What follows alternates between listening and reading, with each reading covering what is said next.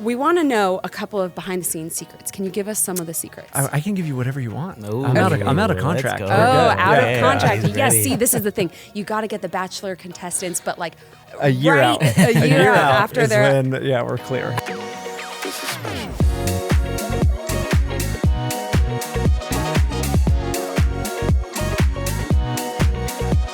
Welcome to the What the FFF podcast. This is a podcast all about learning and growing. We want to be able to connect with our community, bring their conversations to life, bring in amazing guests like my guest today, Dan Cox, this longtime friend of FabFitFun.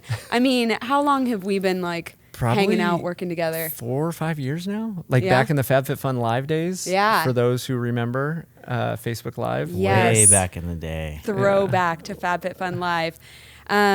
So we've been working with Dan Cox for a long time. Also, I am Tasha Ball. I've been working at FabFitFun for even longer than that.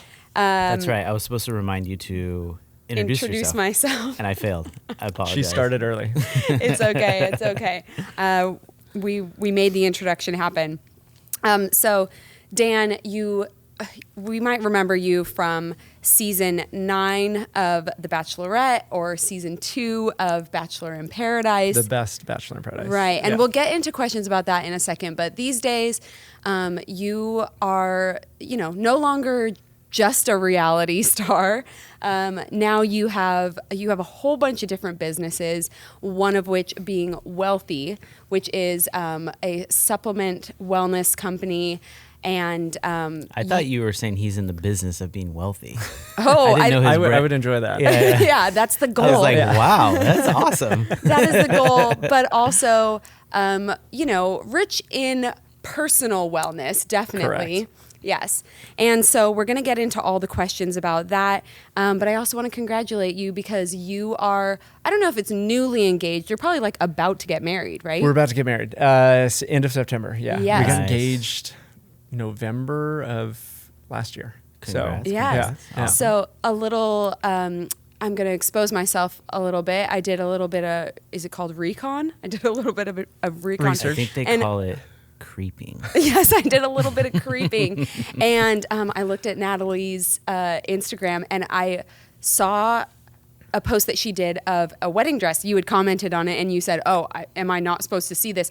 Let me tell you, this woman, I was about to marry her in that dress. She looked so gorgeous. And if this is the dress that she said no to, the waterworks are going to be there. I'm preparing for you. So she hasn't told me anything. I'm not allowed to see what it looks like. And that was going into it. She said that, and I was okay with it.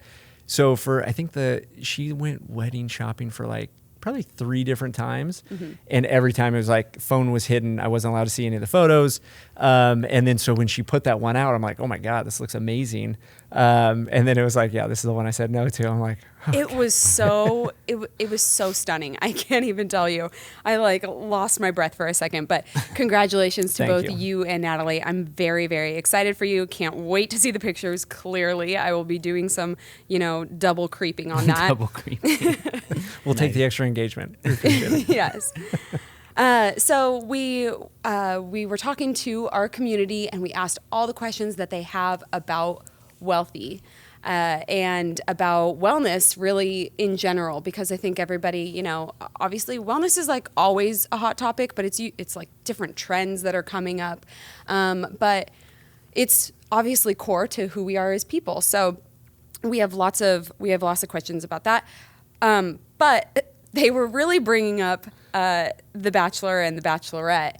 Always a hot topic. Yes, always a hot topic. So we want to know a couple of behind-the-scenes secrets. Can you give us some of the secrets? I can give you whatever you want. Ooh, I'm out of let's contract. go. Oh, We're out good. of Yeah, contract. he's Yes, ready. see, this is the thing. You got to get the Bachelor contestants, but A year out. A year out after is they're... when, we're clear. Is that how long it normally takes? Anywhere from 6 months to a year, depending on the contract. Cool. And then you're allowed to say anything, anything. No, I think there's some definite there's some things that they like keeping, like the Wizard of Oz behind the curtain. Mm-hmm. But there really isn't anything that's too crazy. I really do think what they worry about is when people have a bad experience, them kind of digging more into and maybe like showing their experience that isn't typical, but then that becomes like the whole show. Right. Yeah. So I think that's where it gets kind of, where people are like, oh, I heard that. Yeah. And it's like, well, that was one person. And you had a good experience. I had a great experience. Yeah. So we want to know, were you able to work out? Is there equipment there? There is zero equipment. What? So this was like a surprise when we went on the Bachelorette, because everyone's like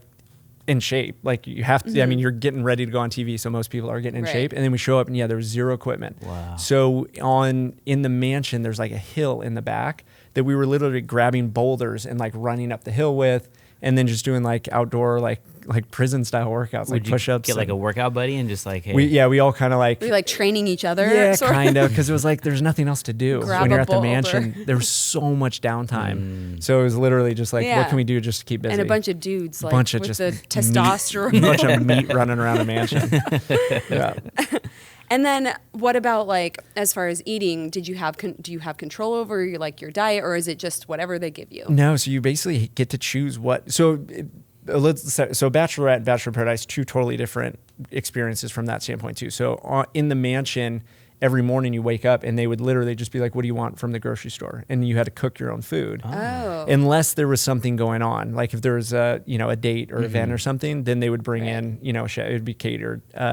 Do they let you, I've never seen on either The Bachelorette or The Bachelor where someone cooks a dinner for the other person. Yeah. Does that happen? I did it all the time. I almost burned down the mansion because everyone wanted chicken, and they only brought like chicken that had like skins on it. And everyone kept coming up like, oh, Dan, can you cook me more? Can you cook me more? And I kept like piling on more chicken on this barbecue. With the skin. Just lit up. And I didn't know these guys were making like sausages and hamburgers before. You almost burned down the mansion. Twice. The barbecue like literally, because they weren't taking care of anything. So when you cook like sausages and stuff, a lot of grease goes in, and no one's cleaning it. And then I go on and I'm cooking for everybody.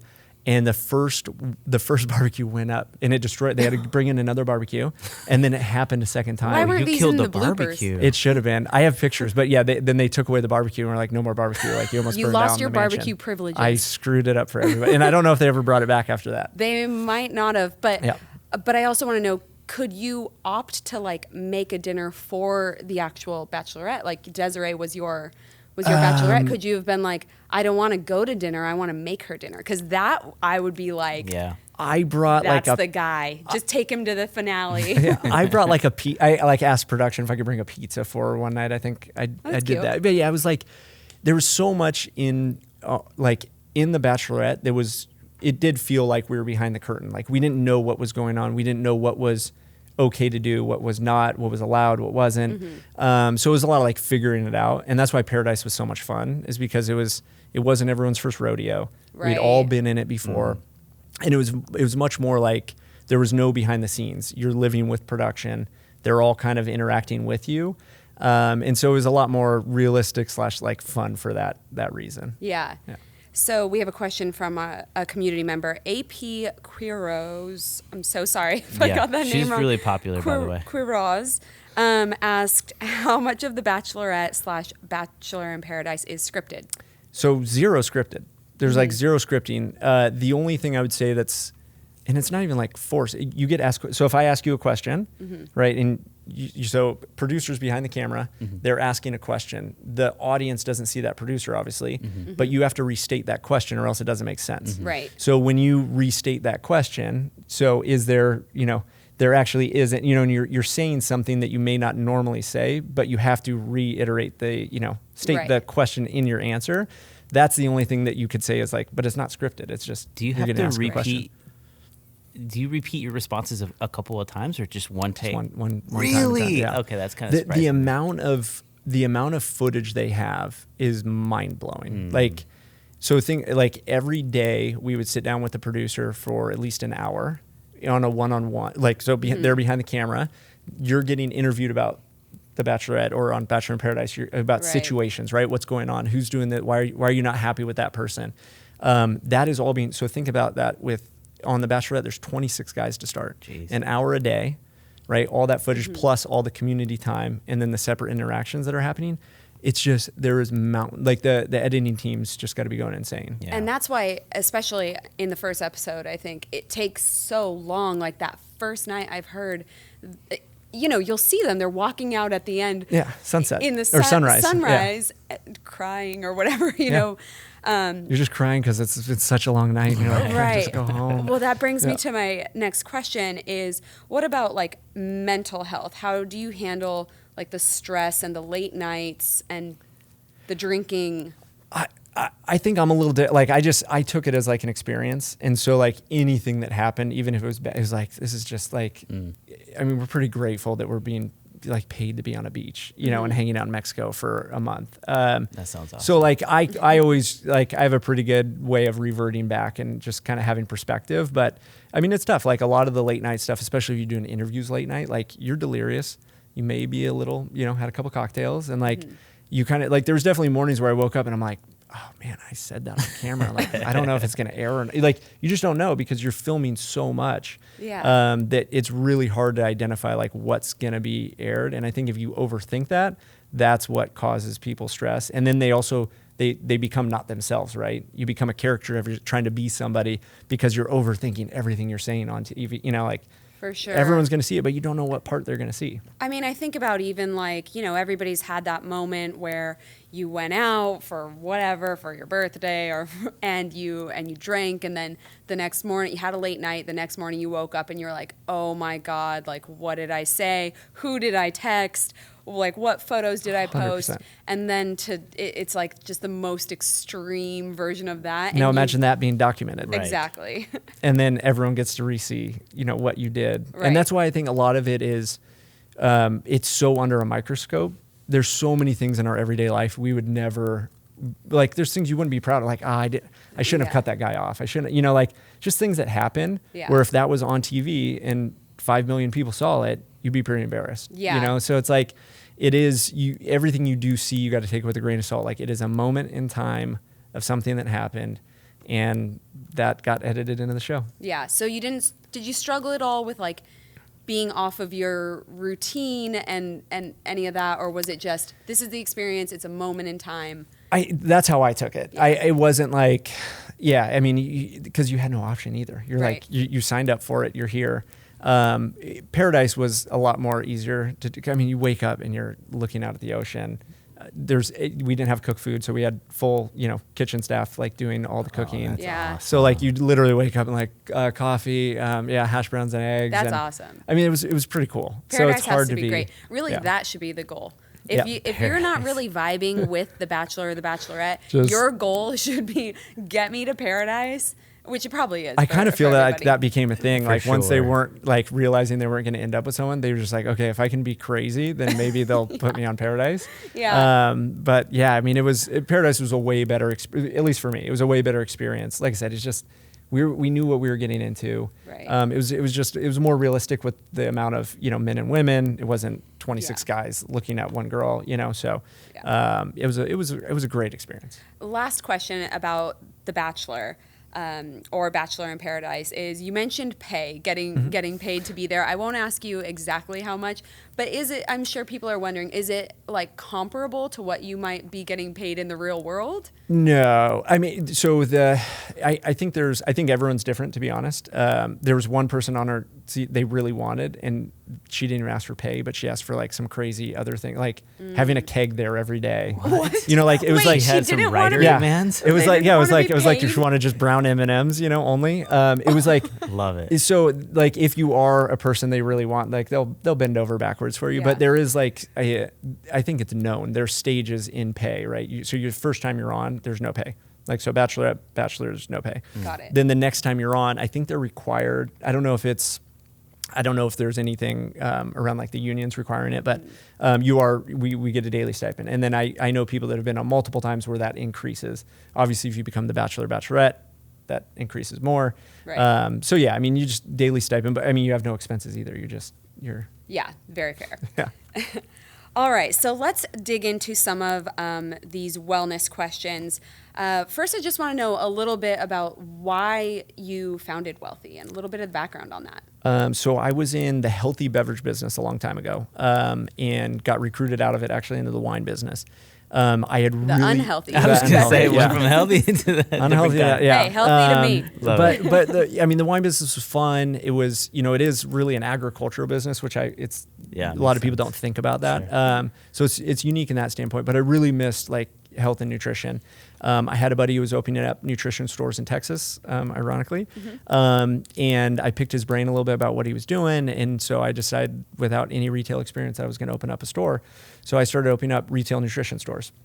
The goal was to find companies and brands that were really above board, GMP certified, FDA registered, just really high quality products that we could have like a real interaction with customers, delivering great products, and then obviously they get the results they're looking for. Once we got up to so the first store was great, continued to open up stores. Once we got up to about 3 stores, we were fielding a lot of customers coming in and a lot of questions about the products we were carrying. So we would obviously, anything we didn't know, we would revert back to the brands. Where is this being manufactured? Where is the whey coming from? What's the extraction method? And we would reach out to the brands. A lot of brands had no idea. So they would be like, what lot is it? And we can tell you where it was manufactured. And I'm like, this is a problem. Like we're selling products that even the companies can't tell us like right away and have clear visibility on where the raw materials are coming from, what the extraction methods are, where they're being produced.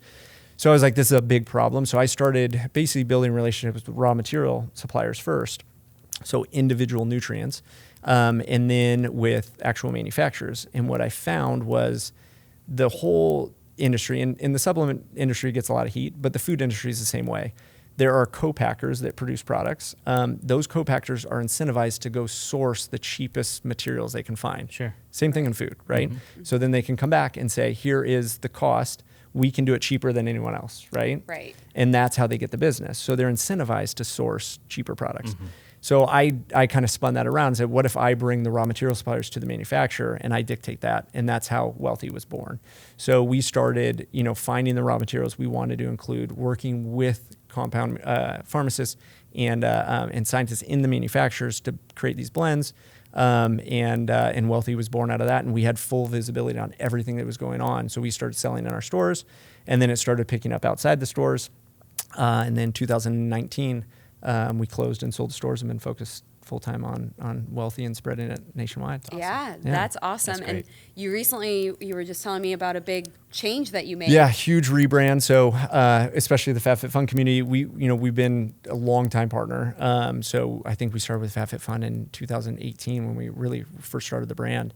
And it was originally in like these amber bottles. And the whole point of the brand was it to be like very approachable. So like effective all natural nutrients that were approachable. And especially like we would see a lot of women coming in the store and I could see them looking at the shelves and like they want the product, but they would be embarrassed to have that in their cabinet. And I felt that for it. Like, you don't want something that's like rip your face off fat burner, like in your like it wasn't very approachable. And that was the point with Wellthy, is like, let's create like really effective all natural nutrients that get results, but also that you wouldn't be embarrassed to have in your cabinet, right? Or to tell your friends about. So that was the process we had. We were in amber bottles before. We went through a whole rebrand over the last year. So we moved everything into recyclable bags. So we're the first company to produce actual capsules in bags, which is super unique, but it's basically like demedicinizing, taking, just like clean extracted herbs and minerals, and making it a way that's a little bit more fun and less medicinal. Yeah, and for myself, I also don't want all of these bottles that I have to like keep track of, to have just like a nice bag. And then I have my little like supplement. I actually got it from FabFitFun. It's by, I believe, my tag-alongs, and I put all my supplements in that. And so I really don't I don't need the bottle even to begin with. Correct. And to have that sustainability. It's like to go from a standard pill bottle to the bags we're doing, it's crazy, but it's a 90% plastic reduction. That is insane and amazing. And every company should be, moving toward that as much as possible. Are there any issues though if you accidentally crush it? Yeah. So it's funny. We did a lot of testing before we did this. Honestly, the more what we call capsule breakage happens when the capsules hit hard plastic. So when they hit the walls of the bottle, they would crack. In the bags, there's more movement, so there's more give essentially. Gotcha. So we haven't had a single capsule crack since we launched. I guess that makes sense, because I guess if a capsule gets pushed, it expands into the other side of the bag. Correct. Okay. Yep. So we haven't had any issues with that. And it's been very well received. It's definitely like a learning experience for people. Like, oh, there's capsules Right. coming in here. There's a handful of companies using that for like refills, right? To then put in a bottle. And we thought about it. We're like, why are we going to produce another bottle when you can just take it out of the bag? Or, Right. and for traveling, it's the best. Like, Oh, it's yeah. the best to just have this like flat bag, put it in, and take it to for go. sure. It doesn't take up all that Doesn't space. take up any space at all. So with supplements, I think it's hard to even know what you need to begin with. There's a lot of like overwhelming information, especially now with like TikTok. You scroll, you're like, you need this. Scroll again. You actually need that. If a company says gone viral on TikTok, just don't buy it. That's like the telltale sign that they're working on some trend. Okay, good to know. So first, when we're trying out a supplement, how can we even track the results? It takes a while to even know. How do you track it? Correct. So there's a couple ways to approach it. And there's two kind of what I would say categories of supplements, right? There's kind of like your essential supplements like vitamins and minerals that are really, there's no instant gratification, right? And even herbs, a lot of herbs fall in this category. You're not going to see anything initially from them. And then there's kind of the instant gratification products, right? If you need help sleeping, there's melatonin, right? If you need more energy, there's caffeine, right? There's certain compounds that are very effective and you'll know right away. Overall, I think a lot of people overthink a lot of what's going on in wellness in general, and especially in supplements. The supplements should be used to supplement your diet or to help you reach results you're looking for that you can't get through food. So you can think of supplementation as literally like juicing. You physically couldn't sit down and eat 5 pounds of spinach, but you could juice it and you can drink it in a second, right? And so supplements are the same. They're concentrated micronutrients that you're taking in a deliverable to basically achieve it where you couldn't achieve it through food. So to your point of like where to start, there's two ways. Generally, most people start because they're feeling something, right? Feeling tired, lethargic, want to lose weight, feeling bloated after eating certain foods, brain fog. Like there's certain things that cause people to then look into what nutrients could be.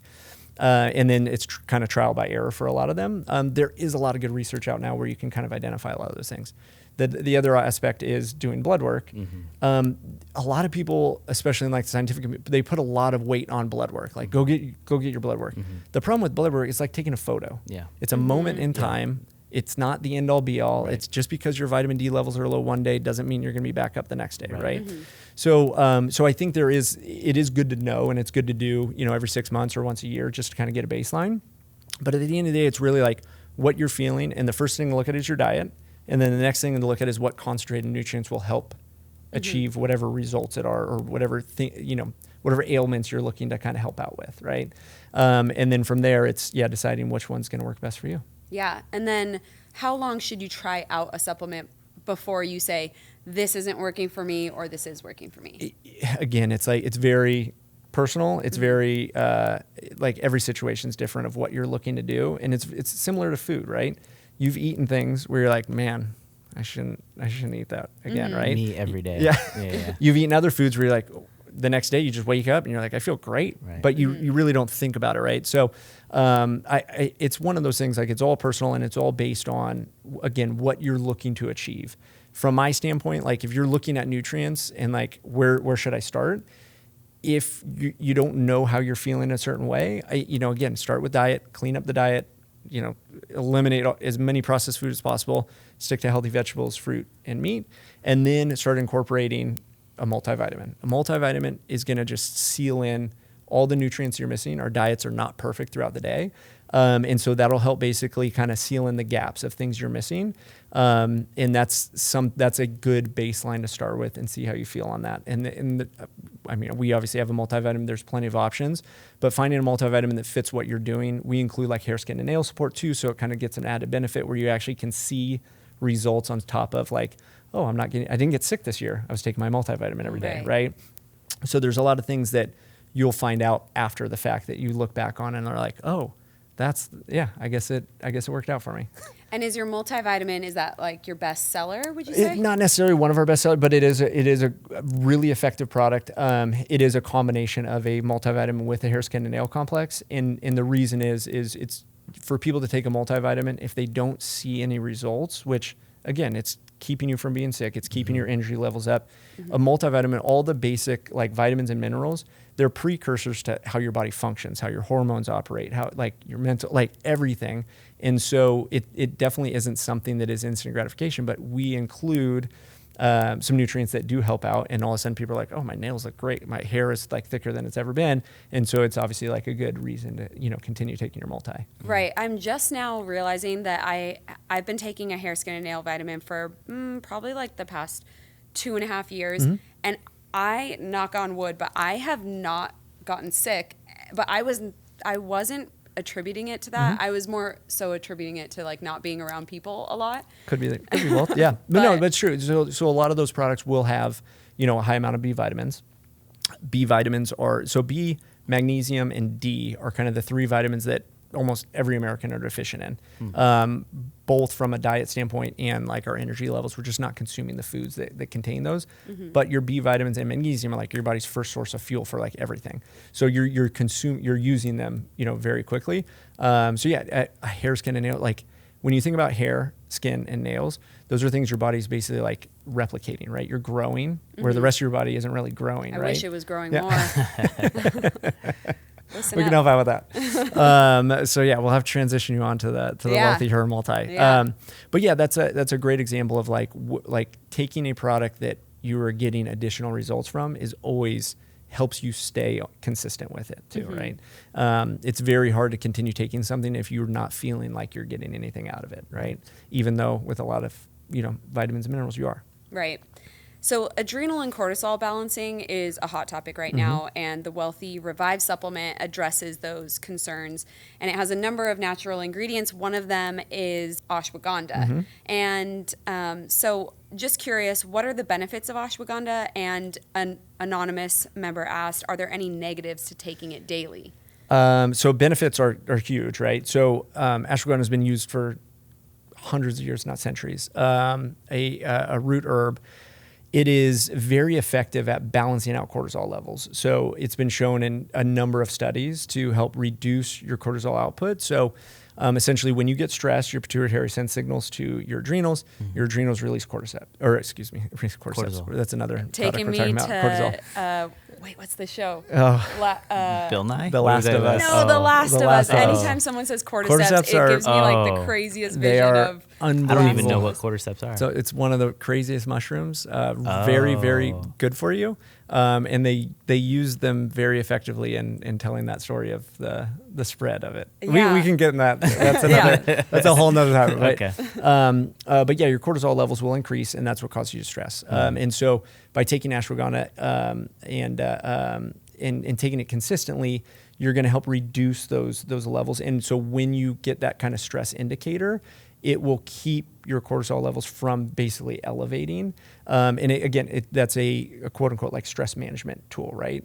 So it'll help your body regulate those moments especially. It also is like, it's a great antioxidant. So oxidative stress on your cells caused by stress. It can reduce kind of that damaging effects that stress has already done to your body. So it is, it's a great herb to continue to take. Negative effects. There's really no, like it's considered healthy, right? Continuously taking. Obviously, it can interact with some other medications, so you just always want to talk to your doctor about that. Herbs in general can like slightly thin your blood, so if there's any concerns around that, but other than that, it's a relatively safe. Consider it like food, essentially. Yeah. That sounds great. We all need a little less stress in our lives. Not only like if you have high caffeine consumption, right? You're a little bit more kind of on edge. It really does help reduce that. Also, if you're trying to like remove some caffeine from your like daily habit, it is a good way to help kind of balance you out and reset your adrenals. So would you say that you feel the effects of it like pretty quickly upon taking it? No, so ashwagandha is very much like not like a psychedelic. No, there's yeah. It just sounds like a psychedelic. It does sound like one. It's more like turmeric's kind of the same way. It builds up in your system over time, and so most of the studies probably the shortest study is 60 days, 2 months, where they start seeing like stress reduction. But most of the studies are 3 to 4 to 5 months. And it is the consistency of it that really is when you start noticing the benefits of it. Right. So let's jump to tips and tricks for maintaining like discipline and consistency. I know a lot of people have a hard time with this. Sometimes I feel like that self-discipline, it's like you either are like born with it or you need to find those tips and tricks that are really going to help you to make it happen. So for overall health and wellness or fitness in general, or for overall. Overall, I think, I think you're right. I think there's either a point where you feel like this is where you want to be, whether it's, your body aesthetics, like how you feel, or there's a moment that causes you to create a change, right? Becoming unhealthy is easy, and it's a habit that can fall into, especially with the food that's available to us. If you go into the grocery store, 90% of you shouldn't be eating, right? It literally is like the easiest way to shop is shop the perimeter, everything that's fresh, and head out. Like that's the point. But we're marketed so heavily towards processed foods, even like the better for you foods. And this is like may cause some issues in the CPG space, but like better for you should be changed to better for a few, because a lot of the better for you products, it's just because you can't really manipulate an apple.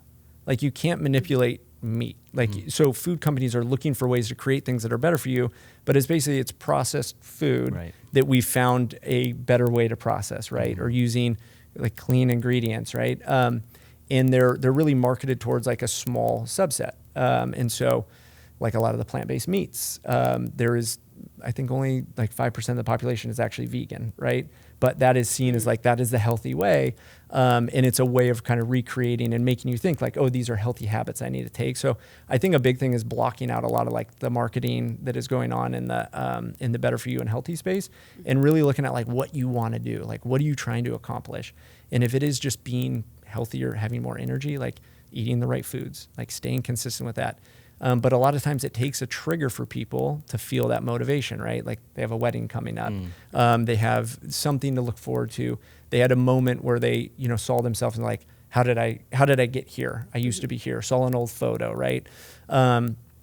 Everyone is different with the motivational factors. But I think at the end of the day, if you think, how can I live the healthiest, the longest?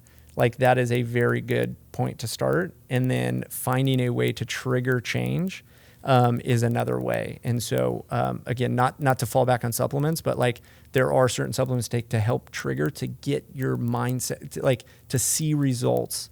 It's very hard to have habits that are negative and making you unhealthy. It's very easy to fall into those habits. It's very hard to break those. And so a lot of times we deal with this in weight loss a lot, is people want to lose weight. And they look at what they're doing, and they have to remove all these things from their diet. They have to change they have to go to the gym for an hour, right? So now they're taking time away from their family. They're removing things they enjoyed eating, all this work, and then they don't see results. Like that is the most devastating thing, right? Sure. So finding a way to see results quicker will usually help you continue that, like, where after a month you can look back on your old self and be like, I don't want to go back there, right? And that becomes your motivational factor. So everyone's different, and again, depends on the goals, but I think finding something that'll accelerate you is really a good place to start for that. Right. It's Me V asked, if you could only do one thing for your personal wellness, what would it be? Taking rocks up hills with I mean, one thing is like, I don't even want to say one. I mean, one thing would be just eating real food. Like if you could just start with the baseline, just eat real food, eat everything that's going to go bad in 2 days. That's what you should be eating.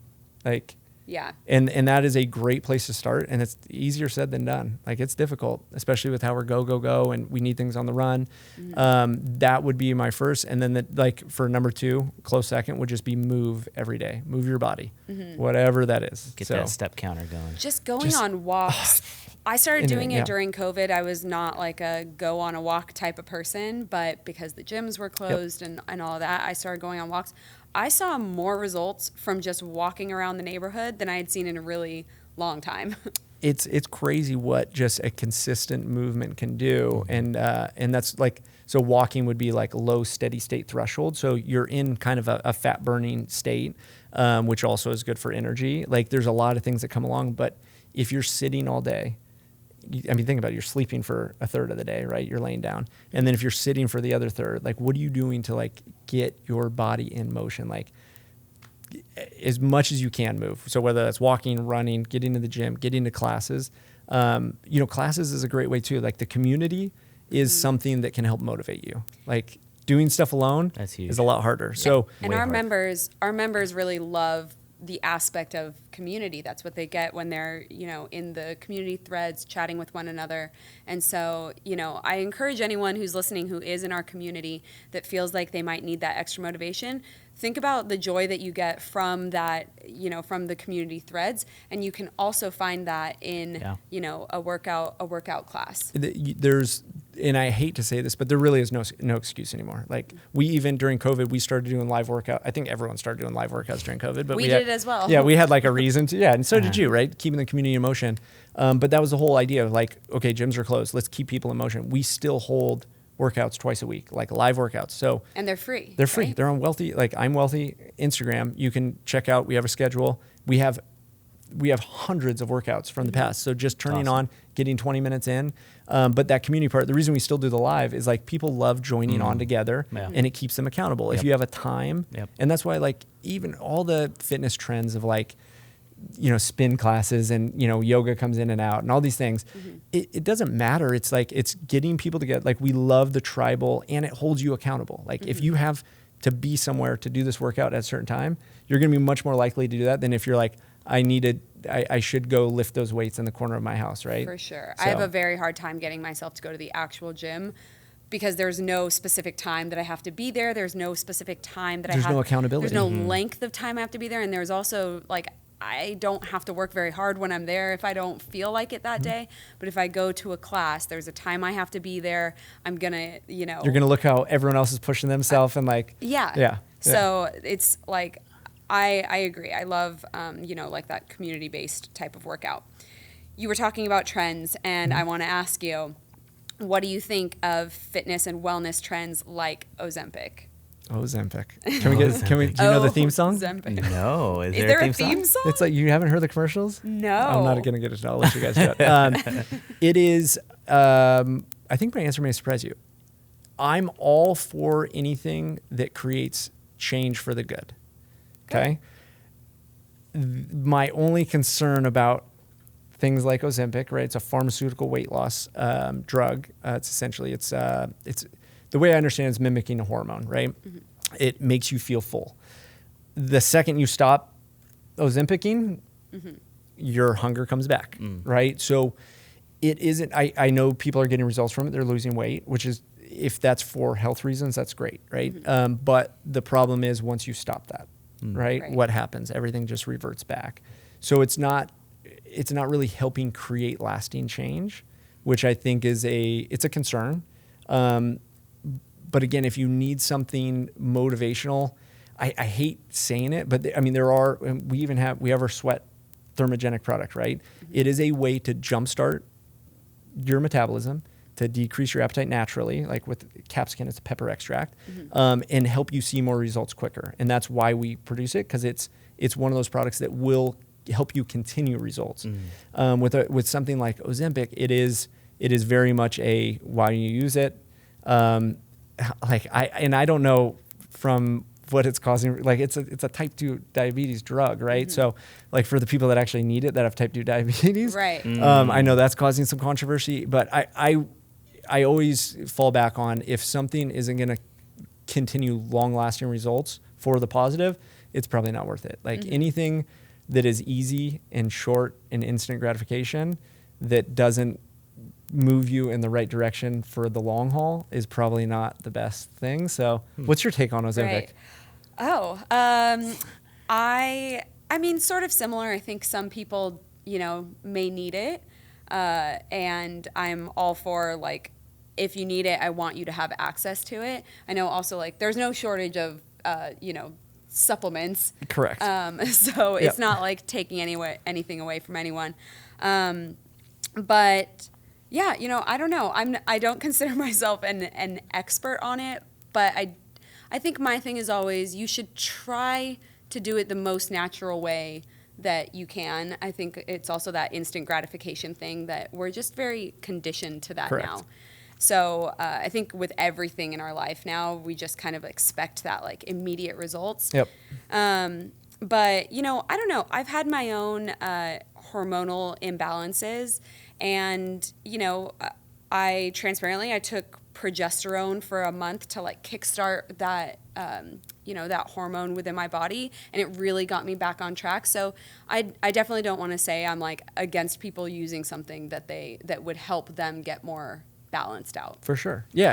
And like I said, anything that can create long lasting results is good. So if that is what someone needs, again, I'm not saying to do, I'm not advocating it, but yeah, I mean, if like when you think about type 2 diabetes, when you think about obesity, like these are really big concerns. Mm-hmm. And so there is a change needed. Again, my concern is you do it, you keep eating the same junk you were already eating, right? Mm-hmm. You gotta and change you're something. seeing results, which is even scarier because now you're going to be stuck doing that to continue those results. Mm-hmm. Yeah, it's not helping you build those healthy habits. Yeah, and the healthy habits, it's really like, I mean, they say it takes 2 weeks to add something to your Create a habit. routine and create a habit. Yeah, it's like 13 days. Right. Yeah. So if you can just get through for 2 weeks doing something consistently that would be good for you, long term, it's gonna end up paying off. Correct. The other thing, it's the tried and true, and everyone hates hearing it, but like when you put work into something, you're so much more proud of it. Yeah. Like, Feels and better. you will hold those results more if you actually took the time to go to the gym, like as opposed to Ozympicing. Yeah, and it's not.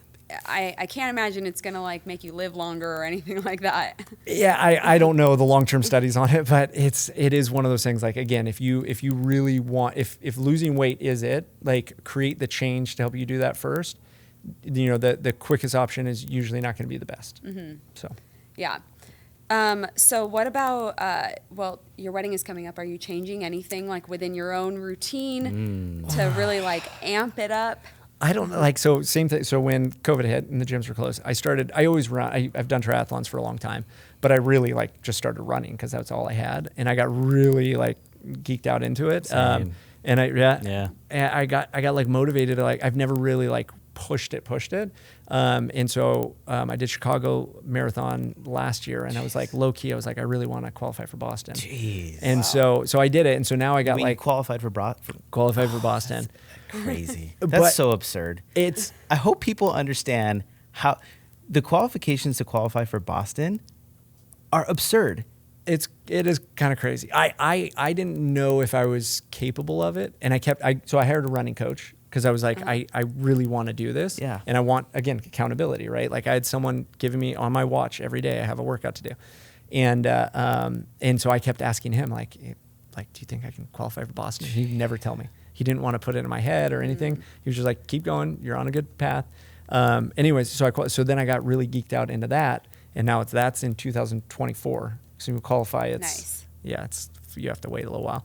But I do want to, I do miss the gym. I do miss lifting weights. I used to be a lot bulkier, like I used to carry a lot more muscle, which is not effective for running. So that's how my body's changed there. So I'm incorporating a little bit more lifting weights, but not going too crazy. Like again, same thing. Like I feel like I live pretty healthy. So there's not a lot of change. It's going to be shifting like the time from running a little bit to maybe a little bit more time in the gym. Is there anything in the future for Wellthy that you're really excited about? We just launched today. We've been working on this product line for a long time, single origins. So we went even deeper into our supply chain and working directly with farms to create these basically collagen superfood drinks. That's been a long process, especially during COVID. It was rough, but we are basically flavoring flavoring our collagen with superfoods and then pairing it with functional mushrooms that kind of complement that superfood. So you can have like the best superfood smoothies on the go. Like mix it with your favorite milk, take it to go. They're unbelievable, great way to get in collagen, superfoods, and the high antioxidants and adaptive, mushrooms. So that's super. We literally just launched those today, which is been awesome. Congratulations. Sounds That's awesome. exciting. Sounds so It's really good. I brought I some want for a you guys. smoothie right now. Yeah.